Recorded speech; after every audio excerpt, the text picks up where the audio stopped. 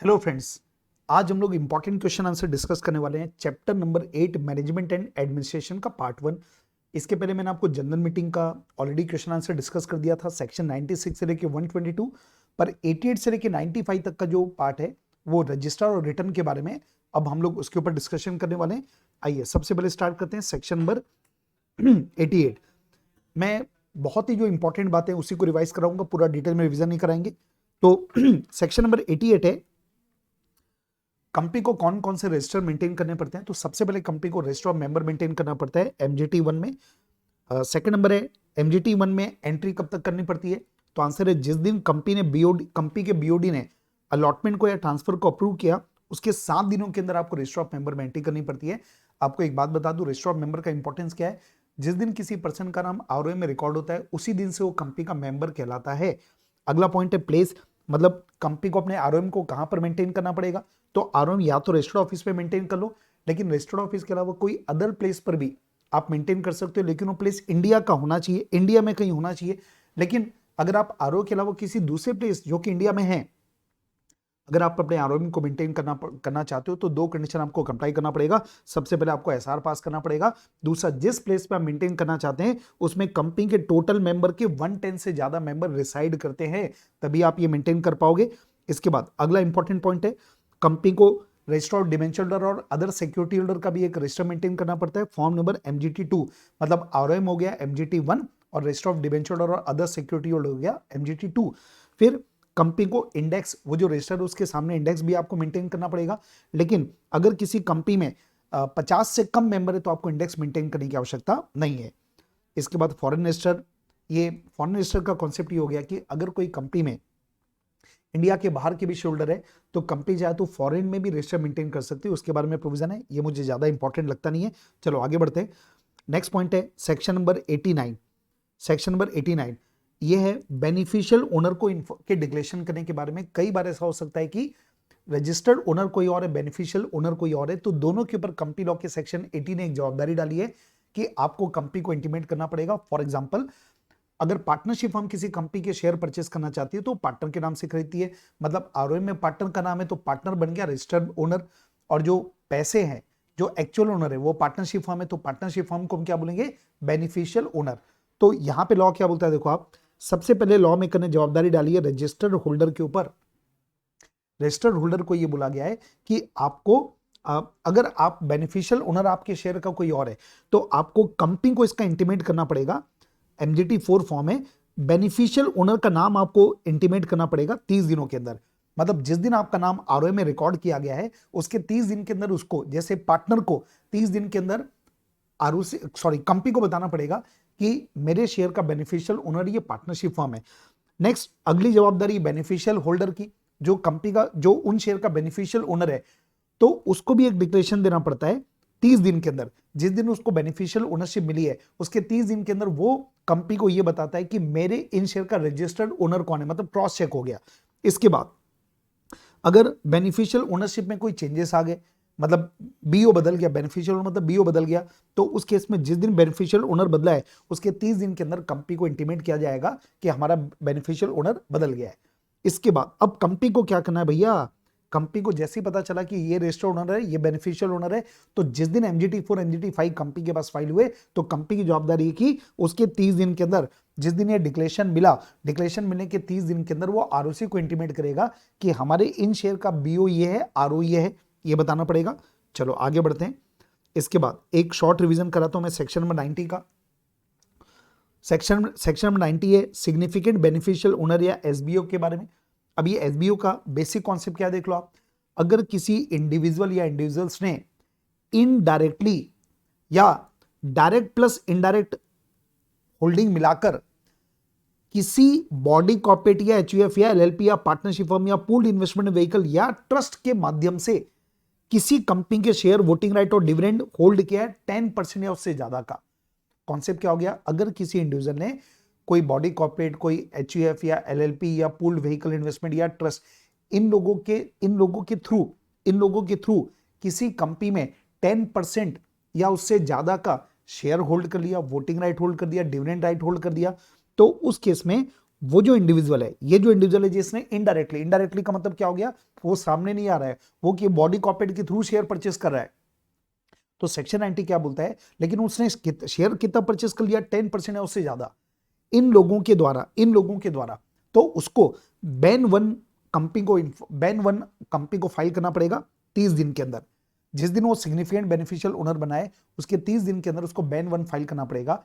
और ban one file करना मतलब ये हो गया कि वो ये बता रहे हैं कि भैया वो उसको अपनी आइडेंटिटी बतानी है कि मैंने शेयर परचेज किया इन लोगों के नाम से, तो बैन वन कंपनी को फाइल करना पड़ेगा। पर ध्यान रखना तभी बैन वन का लॉ एप्लीकेबल होगा, सेक्शन 90 का लॉ एप्लीकेबल होगा जब आपने 10% और उससे ज्यादा का शेयर परचेस किया है, या तो पूरा पूरा इनडायरेक्टली, या मान लीजिए 2% आपने डायरेक्ट खरीदा और आपने 8% इनडायरेक्ट खरीदा, तो दोनों मिलके भी 10% हो गए, तो भी आपके ऊपर लॉ एप्लीकेबल होगा। लेकिन मान लीजिए आपने डायरेक्ट 10% शेयर अपने खुद के नाम से परचेस कर लिया, तो उस केस में आपके ऊपर सेक्शन 90 का लॉ एप्लीकेबल नहीं होगा, क्योंकि आपने केवल डायरेक्टली परचेस किया। इसके बाद आगे बढ़ते हैं। हाँ, अब कंपनी को आपने इन्फॉर्म किया 30 दिन के अंदर, तो कंपनी की जवाबदारी क्या है कि कंपनी बैन 2 फाइल करेगी आरओसी को विद इन 30 डेज। जिस दिन बैन 1 कंपनी को मिला, बैन 1 मिले के 30 दिन के अंदर कंपनी बैन 2 आरओसी को फाइल करेगा। इसके बाद अगला पॉइंट है नोटिस बाय रिपोर्टिंग कंपनी। देखो ये कॉन्सेप्ट क्या होता है, कई बार ऐसा हो सकता है कि बैन 1 फाइल करना चाहिए था किसी पर्सन को जिसने indirectly significant beneficial owner hold किया है, लेकिन अगर कोई पर्सन ये बैन 1 फाइल नहीं कर रहा है तो कंपनी के मन में डाउट आ जाता है कि मान लेते हैं एग्जांपल के तौर पे मैंने बताया कि जो एक्स है वो एसबीओ है, सिग्निफिकेंट बेनिफिशियल ओनर है, पर इसने बैन 1 फाइल नहीं किया, तो कंपनी को डाउट है कि पक्का एसबीओ है, तो वो एसबीओ को इंटीमेट करेगा, नोटिस भेजेगा, और नोटिस में ये बोला जाएगा कि बताओ हमको ये लग रहा है तुम हमारे एसबीओ तुम हो कि नहीं, बताओ हमको रीजन दो। तो ये नोटिस कंपनी इंक्वायर करता है, ठीक है। इसके बाद ये डायरेक्ट कंपनी एक्स से पूछ रहे। सेकंड नंबर, कई बार क्या होता है कंपनी को ये नहीं पता कि एसबीओ कौन है, लेकिन कंपनी को एक और पर्सन के नाम पता है, जैसे कंपनी को मान लीजिए मिस्टर वाई के बारे में पता है, और कंपनी को यह लगता है कि वाई को पता है कि हमारा एसबीओ कौन है। कंपनी डायरेक्ट एक्स को नहीं जानता है, पर कंपनी वाई को जानता है, और कंपनी को ऐसा लगता है कि वाई को पता है कि एक्स कौन है, हमारा एसबीओ कौन है, तो कंपनी वाई को भी नोटिस दे सकता है कि तुम बताओ एसबीओ कौन है हमारा, ठीक है, तुम जानते हो, तुम बताओ। और तीसरे नंबर केस में क्या है, कंपनी को वाई के बारे में भी नहीं पता, कंपनी को एक और पर्सन है जेड, कंपनी को पता है कि जेड को उस आदमी के बारे में पता है जिसको एसबीओ के बारे में पता है। इसका मतलब क्या हुआ, कंपनी को लगता है कि कंपनी जेड को जानती है, और कंपनी को क्या लगता है जेड को उस आदमी के बारे में पता है जिस आदमी को हमारे एसबीओ के बारे में पता है, तो कंपनी जेड को भी नोटिस दे सकती है। मतलब आप देखो ये कितना वाइडर लॉ है, आप इंक्वायरी कर सकते हो आप इन, और ये जो आप पता कर रहे हो ना, ये पिछले 3 साल में कभी भी कोई एसबीओ होगा जिसने अपनी पहचान छुपा दिया, बैन 1 फाइल नहीं किया, तो कंपनी उसकी इंक्वायरी कर सकती है। ध्यान रखना बेटा, इंक्वायरी 3 लोग से कर सकती है, या तो डायरेक्ट एसबीओ से अगर कंपनी को ऐसा लगता है कि यही एसबीओ है, या कंपनी उसके दोस्त से इंक्वायरी कर सकती है जिसको नोटिस देंगे तो एसबीओ का पता चलेगा, या दोस्त के दोस्त से भी पूछ सकती है। तो ऐसे करके इंक्वायरी करने का कंपनी को पावर दिया गया है। चलो हाँ, एक और मैं 91 बताता हूं, उसके बाद मैं क्वेश्चन आंसर में लेके जाता हूं। सेक्शन नंबर 91 है register of member, register of debenture और रजिस्टर ऑफ सिक्योरिटी होल्डर को क्लोज करना। ऐसे कई मौके होते हैं जहां पे कंपनी को अपने आरओएम को बंद करना पड़ता है, और आरओएम बंद कर दिया मतलब क्या हो गया कि कंपनी जब तक आरओएम बंद है तब तक कंपनी उसमें कोई रिकॉर्ड उसको रिकॉर्ड नहीं करेगी, उसमें कोई एंट्री पास नहीं करेगी, किसी नए मेंबर को एंट्री नहीं देगी, एटसेट्रा। तो अगर कोई कंपनी अपने रजिस्टर को क्लोज करना चाहती है, register of member, debenture holder वगैरह को, तो 7 दिन की नोटिस दी जाएगी। फिर रजिस्टर ऑफ मेंबर कितने दिन के लिए क्लोज किया जाएगा, तो एक समय में मैक्सिमम 30 दिन के लिए, एक साथ 30 दिन के लिए बंद कर सकते हैं, लेकिन एक साल में टोटल मिला के 45 दिन से ज्यादा का आप रजिस्टर ऑफ मेंबर बंद नहीं कर पाओगे। मतलब एक साल में मैक्सिमम 45 दिन हो गया, और ऐसा नहीं कि पूरा 40 दिन एक साथ बंद कर दिए, 45 दिन एक साथ बंद कर दिए, एक साथ बंद करने की मैक्सिमम टाइम लिमिट है 30 दिन। तो चलो, अब मैंने आपको एक 88 से लेकर मैंने 91 तक के प्रोविजंस आपको फटाफट रिकॉल करा दिया। आइए अब इससे रिलेटेड जितने क्वेश्चन है उसके ऊपर बात कर लेते हैं। क्वेश्चन नंबर 1, ये डायरेक्ट इससे रिलेटेड नहीं है लेकिन आपके स्टडी मेट में दिया है। मिस्टर जोए ने शेयर परचेस किया लग्जी हेयर स्टाइल प्राइवेट लिमिटेड के in the name of a daughter मिला हु इज 4 ईयर ओल्ड। मतलब ये जो जोए है ना, इसने अपनी बेटी के नाम से, जो कि 4 साल की बच्ची है, उसके नाम से शेयर परचेस किया। मिस्टर जो, ये कंपनी का डायरेक्टर है, वो आपके पास एडवाइस के लिए आता है उसको वो ये जानना चाहता है कि मैं रजिस्टर ऑफ मेंबर में इसकी एंट्री कैसे करूं, क्योंकि तो बच्ची है, क्या बच्ची का नाम लिख दूं? तो ये क्वेश्चन है कि उसको गाइड करना है आपको। उसको मन में डर क्या कि ये तो माइनर तो कांटेक्ट कर नहीं कर सकती, तो उसका नाम आरओए में कैसे करें? तो अब इसका आंसर सुनिएगा। लॉ ये बोलता है कि अगर कोई माइनर कोई कंपनी का मेंबर बनना चाहता है तो कंपनी को अपने आरओए में माइनर का भी नाम लिखना पड़ेगा और उसके गार्जियन का भी नाम लिखना पड़ेगा। मतलब कंपनी यहां पे क्या लिखती है? मिला थ्रू हर गार्जियन जोए। मतलब आपको दोनों का नाम लिखना पड़ता है कंपनी को अपने आरओए में। जोए का भी नाम होगा और मिला का भी नाम होगा। ठीक है, तो ये लिखा है Joe's name is appear in the ROA of this since Mila is a minor. अगला क्वेश्चन नंबर 2, ये मिसेस एंड मिस्टर तनेजा, इनकी अभी भी शादी हुई है। इन्होंने शेयर जॉइंटली शेयर परचेस किए। कंपनी का नाम है new hope India private limited.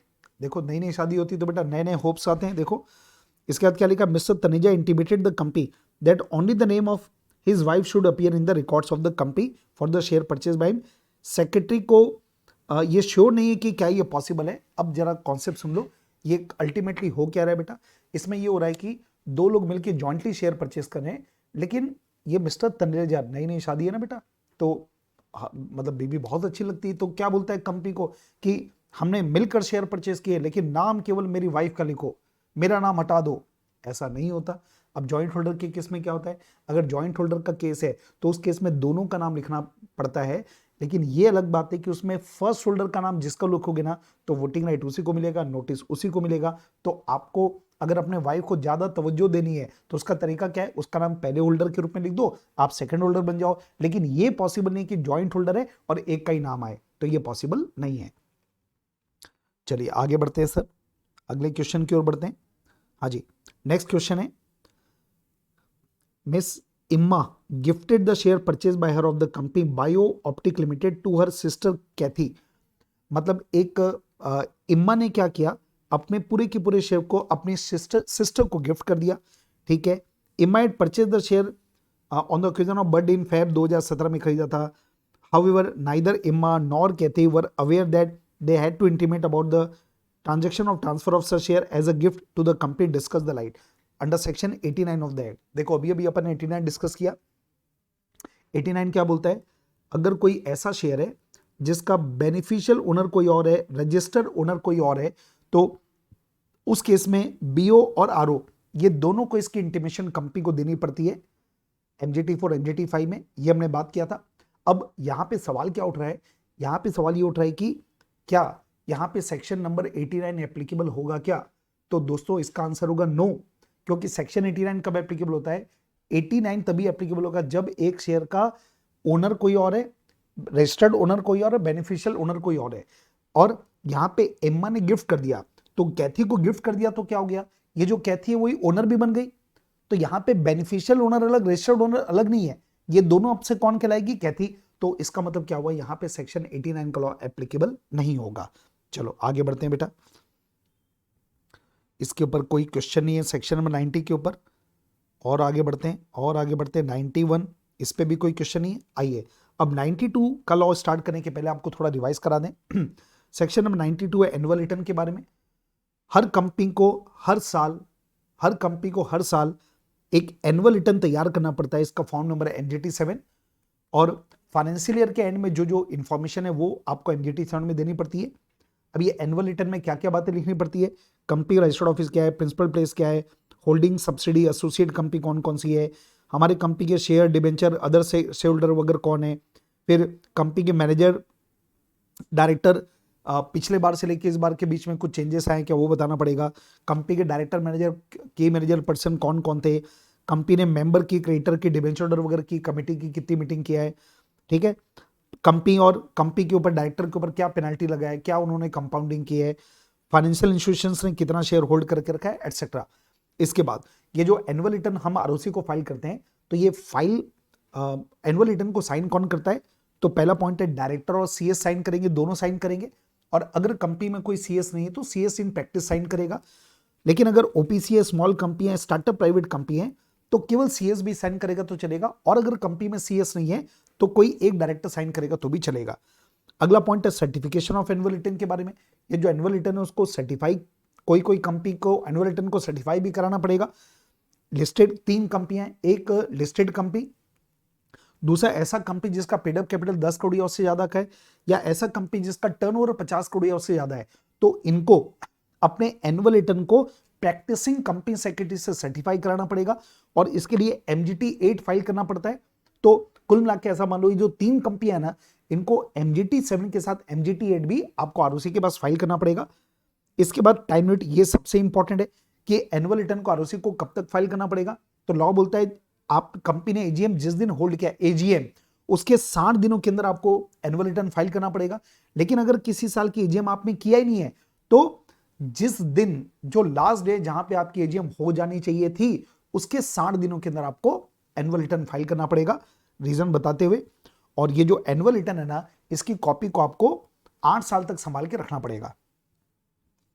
चलो ये 9 मैं पूरा ही कंप्लीट करा रहा हूं, फिर हम लोग क्वेश्चन आंसर देख लेंगे। या चलिए काम करते हैं सर, पहले एनुअल रिटर्न के मैं क्वेश्चन आंसर ले लेता हूं, उसके बाद बचा हुआ पॉइंट उसके ऊपर कर लेंगे। हाँ जी, इसका क्वेश्चन देखो आप, स्टडी मेड का क्वेश्चन है। बिग फॉस प्राइवेट लिमिटेड ने अपनी AGM कॉल किया 30 सितंबर 2016 को। इसमें फाइनेंशियल स्टेटमेंट को अप्रूव किया गया, ठीक है। However due to want of quorum, मतलब फाइनेंशियल स्टेटमेंट को अप्रूव करने के लिए आपने मीटिंग को लाया था पर कोरम ही नहीं हो पाया, और कोरम नहीं होने की वजह से मीटिंग नहीं हो पाई और मीटिंग AGM कैंसिल हो गई। कंपनी ने annual return, annual financial statement, annual return file ही नहीं किया ROC के पास। और क्यों नहीं किया? इन्होंने बोला भैया हमारी AGM तो हुई नहीं तो 60 दिन का कैलकुलेशन हो नहीं पाएगा। तो अभी अभी अपन ने क्या पढ़ा कि अगर कंपनी ने AGM नहीं किया तो जो लास्ट डेट है जहां पे AGM हो जानी चाहिए थी उसके विद इन 60 डेज कंपनी को एनुअल रिटर्न फाइल करना पड़ेगा। तो एनुअल रिटर्न फाइल करने से आप नहीं बच सकते। चलिए आगे बढ़ते हैं। Question number 2, as per the provisions of companies act every company is required to file with ROC annual return in section 92 in MGT 7, explain the particular required to be content in it. मतलब उसमें बताइए, आपको ये बताना है कि उसमें क्या क्या बातें लिखनी पड़ती है। अभी अभी अपने लिस्ट पढ़ा था, रजिस्टर्ड ऑफिस की जानकारी, प्रिंसिपल ऑफिस की जानकारी, कंपनी के शोल्डर की जानकारी, डायरेक्टर की जानकारी, मैनेजर की जानकारी, कंपनी के ऊपर पेनल्टी लगी है, डायरेक्टर के ऊपर पेनल्टी लगी है उसकी जानकारी, कंपाउंडिंग की जानकारी, ये सारी जानकारी आपको ROC को फाइल करना पड़ेगा। ओके, चलिए अब आते हैं सेक्शन नंबर 94।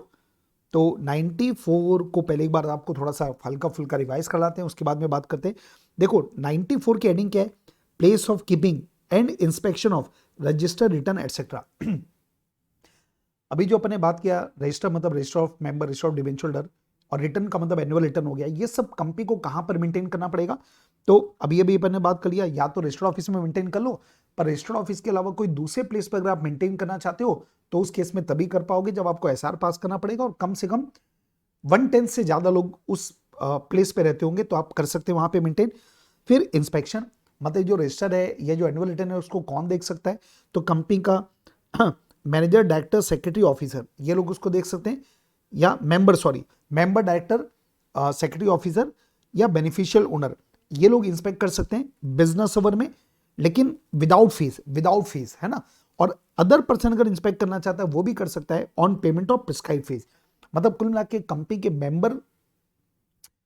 के जो मेंबर डायरेक्टर वगैरह है ना, ये लोग इंस्पेक्ट कर सकते हैं। Sorry, member debenture holder, director नहीं है, sorry, member debenture holder, security holder वगैरह है ना, ये लोग इंस्पेक्ट कर सकते हैं फ्री ऑफ कॉस्ट, लेकिन अदर पर्सन इंस्पेक्ट कर सकता है on payment of fees. Director नहीं, ध्यान रखिएगा, गलती से मैंने बोल दिया था। आगे बढ़िए।